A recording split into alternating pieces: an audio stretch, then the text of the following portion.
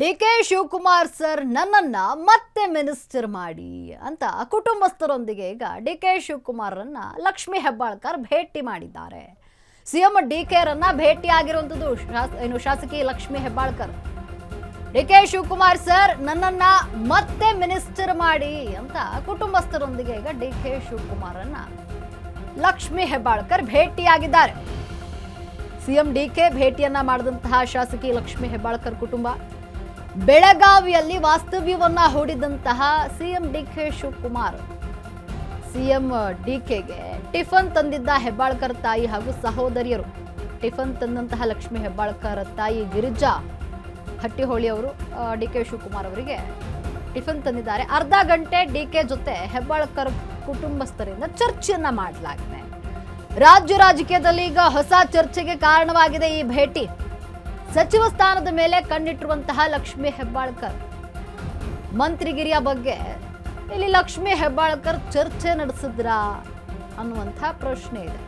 ಕುಟುಂಬದ ಸದಸ್ಯರೊಂದಿಗೆ ಡಿಕೆಗೆ ಒತ್ತಡವನ್ನ ಹೇರಿದ್ರ ಲಕ್ಷ್ಮೀ ಹೆಬ್ಬಾಳ್ಕರ್. ತೀವ್ರ ಕುತೂಹಲಕ್ಕೆ ಕಾರಣವಾಗಿದೆ ಹೆಬ್ಬಾಳ್ಕರ್ ಫ್ಯಾಮಿಲಿ ಭೇಟಿ.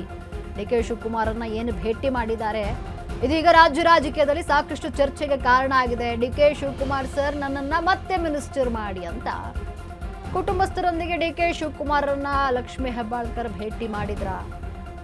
ಬೆಳಗಾವಿಯಲ್ಲಿ ಡಿಕೆ ಶಿವಕುಮಾರ್ ವಾಸ್ತವ್ಯ ಹೂಡಿದ್ದಾರೆ. ಈಗ ಲಕ್ಷ್ಮೀ ಹೆಬ್ಬಾಳ್ಕರ್ ಕುಟುಂಬ ಸಮೇತರಾಗಿ ಡಿಕೆ ಶಿವಕುಮಾರನ್ನ ಭೇಟಿಯಾಗಿರುವಂಥದ್ದು. ಲಕ್ಷ್ಮೀ ಹೆಬ್ಬಾಳ್ಕರ್ ತಾಯಿ ಹಾಗೂ ಸಹೋದರಿ ಡಿಕೆ ಶಿವಕುಮಾರ್ ಅವರಿಗೆ ಟಿಫನ್ ತೆಗೆದುಕೊಂಡು ಹೋಗಿದ್ದಾರೆ. ಅರ್ಧ ಗಂಟೆ ಚರ್ಚೆ ನಡೆಸಿದ್ದಾರೆ ಡಿಕೆ ಶಿವಕುಮಾರ್ ಜೊತೆ. ಏನ್ ಚರ್ಚೆ ಆಗಿರಬಹುದು? ಮಂತ್ರಿ ಸ್ಥಾನಕ್ಕಾಗಿ ಇಲ್ಲಿ ಲಾಬಿ ನಡೆಸಿದ್ದಾರಾ, ಫ್ಯಾಮಿಲಿ ಮುಖಾಂತರವಾಗಿ ಒತ್ತಡ ಹಾಕ್ತಿದ್ದಾರಾ ಅನ್ನುವಂಥ ಪ್ರಶ್ನೆ ಈಗ ಸಾಕಷ್ಟು ಚರ್ಚೆಯನ್ನ ಹುಟ್ಟು ಹಾಕಿರುವಂಥದ್ದು. ರಾಜ್ಯ ರಾಜಕೀಯದಲ್ಲಿ ಹೊಸ ಚರ್ಚೆಗೆ ಕಾರಣ ಆಗಿದೆ. ಈಗ ಹೆಬ್ಬಾಳ್ಕರ್ ಫ್ಯಾಮಿಲಿ ಡಿಕೆ ಶಿವಕುಮಾರನ್ನ ಏನು ಭೇಟಿಯಾಗಿದೆ ಇದು ಈಗ ರಾಜ್ಯ ರಾಜಕೀಯದಲ್ಲಿ ಚರ್ಚೆಯನ್ನ ಹುಟ್ಟು ಹಾಕಿರುವಂಥದ್ದು. ಸಚಿವ ಸ್ಥಾನದ ಮೇಲೆ ಲಕ್ಷ್ಮೀ ಹೆಬ್ಬಾಳ್ಕರ್ ಕಣ್ಣಿಟ್ಟಿದ್ದಾರೆ. ಈಗಾಗಲೇ ಸಿದ್ದರಾಮಯ್ಯನವರ ಕ್ಯಾಬಿನೆಟ್ನಲ್ಲೂ ಕೂಡ ಸಚಿವರಾಗಿದ್ದರು ಲಕ್ಷ್ಮೀ ಹೆಬ್ಬಾಳ್ಕರ್. ಈಗ ಡಿಕೆ ಕ್ಯಾಬಿನೆಟ್ ಸೇರಲು ಕಸರತ್ತನ್ನು ನಡೆಸ್ತಾ ಇದ್ದಾರೆ. ನೋಡಿ, ಡಿಕೆ ಶಿವಕುಮಾರ್ ಅವರು ಬೆಳಗಾವಿಯಲ್ಲಿ ವಾಸ್ತವ್ಯವನ್ನು ಹೂಡಿದ್ದಾರೆ.